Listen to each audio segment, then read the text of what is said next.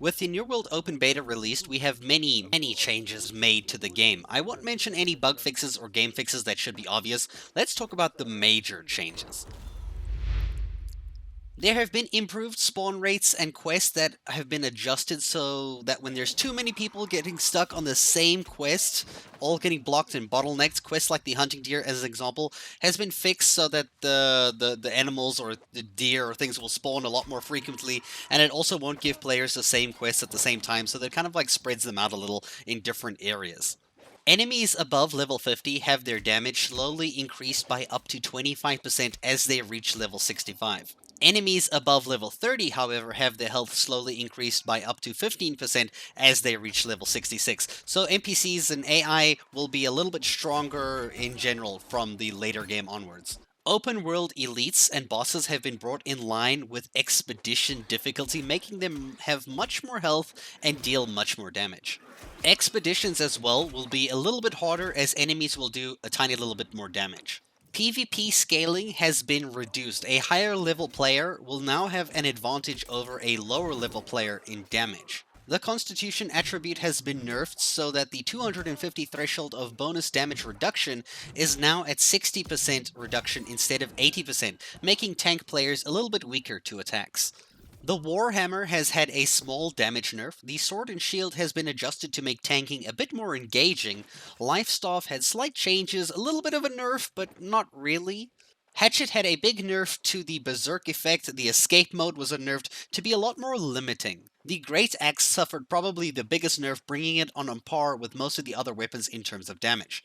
The bow's defensive passive was nerfed by half. Chained perks will only affect up to 3 enemies instead of 5, and they only take place on basic attacks, no more abilities. Armor classes have been changed to include healing, not only damage, depending on the armor. So light armor will do 20% more damage and 20% more healing, medium armor 10% more damage and 10% more healing, and heavy obviously no damage and no healing, like extra. But obviously you are a bit more defensive as you wear the heavier armor. You'll also have to wear pretty much a full light gear set because they changed it so that you can't mix and match different gear types, having light and medium and still classifying as medium or light, for example. Housing trophies that boosted damage bonuses have been massively nerfed by half. Potions in general have been nerfed to the ground with cooldowns and lower durations. Siege weapons have been buffed heavily, but player armor can now also mitigate some of that damage, but still siege weapons should be focused. 3 defensive perks across the game have been nerfed from 30% fortify down to 10%. So you'll be taking a lot more damage in general with these updates.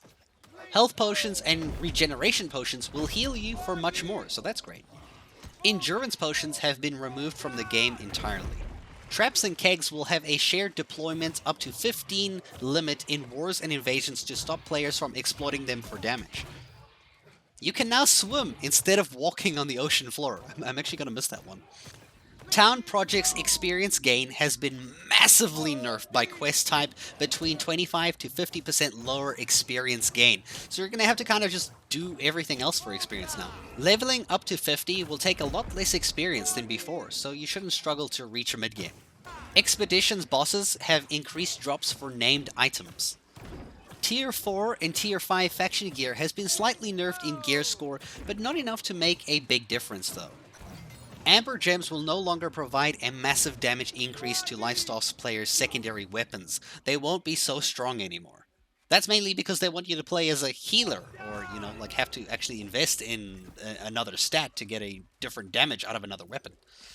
And that's all you really need to know. If I missed out on something major, please let me know in the comments below, and thank you so much for watching.